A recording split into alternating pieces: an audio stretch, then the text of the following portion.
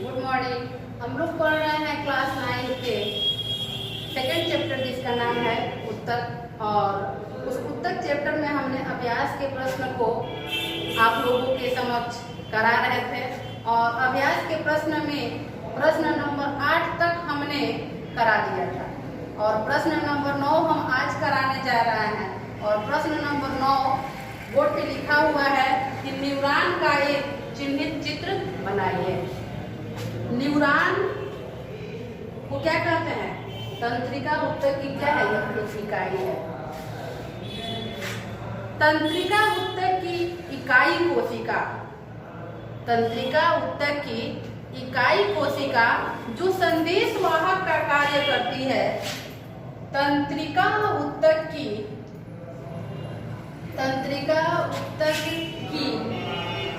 इकाई कोशिका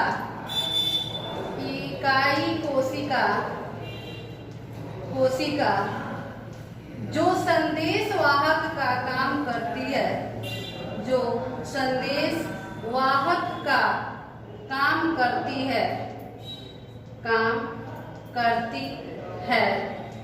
न्यूरॉन कहलाती है। न्यूरॉन कहलाती है। देखिए, न्यूरॉन तंत्रिका उत्तक की इकाई कोशिका है और इसका काम है संदेश को पहुंचाना। कहीं भी अगर हमको कोई काम करना है तो उसको मस्तिष्क तक पहुंचाने का काम तंत्रिका उत्तक ही करता है। और यह तंत्रिका उत्तक की इकाई कोशिका को हम लोग क्या करते हैं? न्यूरॉन कहते हैं। तो अभ्यास के प्रश्न में प्रश्न नंबर 9 केवल फिगर बनाने के लिए कह रहा है कि न्यूरॉन का एक चिन्हित चित्र बनाइए। वर्णन की कोई आवश्यकता नहीं है। अगर आप लोग कहिएगा तो वर्णन के बारे में हम बता देंगे। ऐसे 10th में भी आप लोगों को इसके बारे में पढ़ना है। तो अभी केवल फिगर बनाने के लिए कहा है, तो फिगर हमने बुक यहाँ पे बना दिया है। और आप लोग के पास यदि बुक हो तो आप अपने बुक से भी इस फिगर को बना सकते हैं। जिसके पास बुक नहीं है वह यहाँ से बना लेगा। देखिए, यहाँ पे ये है न्यूरॉन का केंद्रक। हमने यहाँ पे इसको दर्शाया भी है। यह न्यूरॉन का क्या है? केंद्रक है। और ये जो छोटे छोटे तंतु जैसे उभार इसमें निकला हुआ है, यह है ध्रुमिका। और यहाँ कोशिका के ठीक नीचे ये जो खाली स्थान है, यह क्या है? कोशिका काय। और यहाँ पे तंत्रिकाक्ष है। ये दो तंत्रिका कोशिकाओं के मध्य ये जो खाली स्थान आप लोगों को दिख रहा है, इसी को हम लोग क्या कहते हैं? सिनेप्स कहते हैं। सिनेप्स।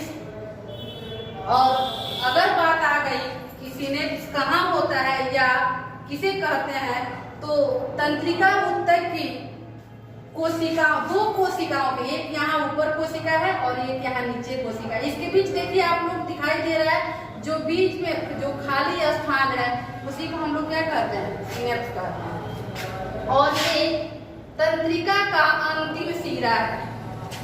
यहाँ तक ये तंत्रिका का ये क्या है? अंतिम सिरा है। तो यहाँ पे हमने फिगर को बना दिया है। तंत्रिका उत्तक की ये जो फिगर है उसी को हम लोग न्यूरॉन कहते हैं। अब है प्रश्न नंबर 10। आप लोग इसको अपने कॉपी में बना लीजिएगा। और प्रश्न नंबर 10 हम देखते हैं मिटा के।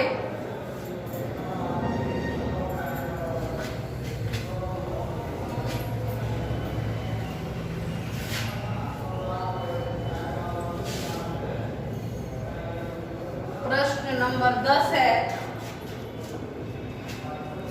निम्नलिखित के नाम लिखिए। 10 निम्नलिखित के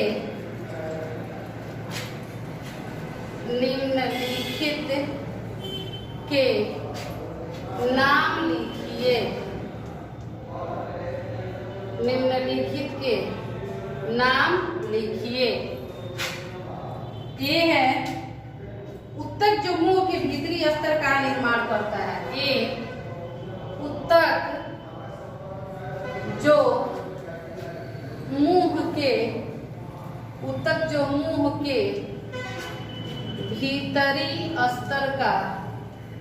भीतरी स्तर का निर्माण करता है।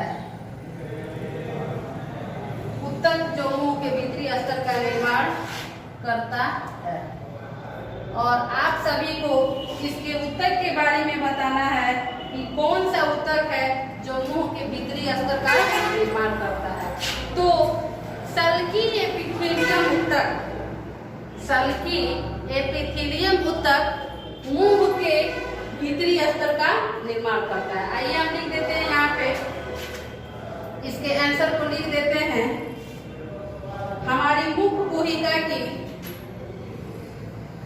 या ऐसे लिखते हैं कि उस उत्तक का नाम, उस उत्तक का नाम सल्की एपिथेलियम उत्तक है। सल्की एपिथेलियम,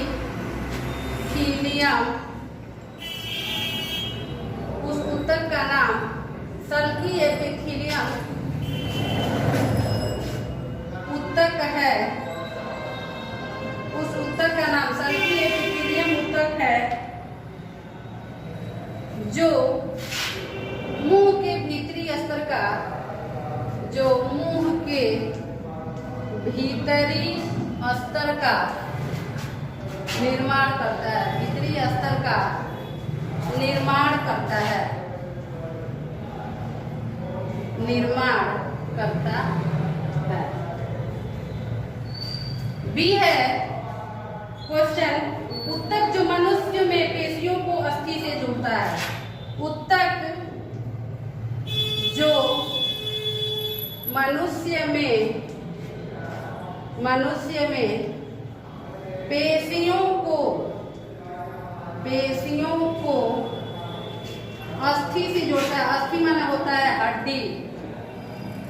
पेशियों को अस्थि से जोड़ता है, जोड़ता है। आइए हम उस उत्तक के बारे में जानते हैं। मानव शरीर में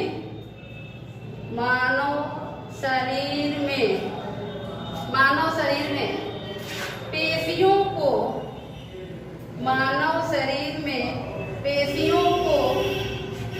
अस्थि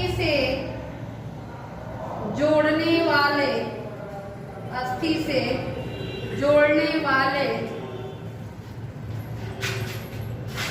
जोड़ने वाले उत्तक का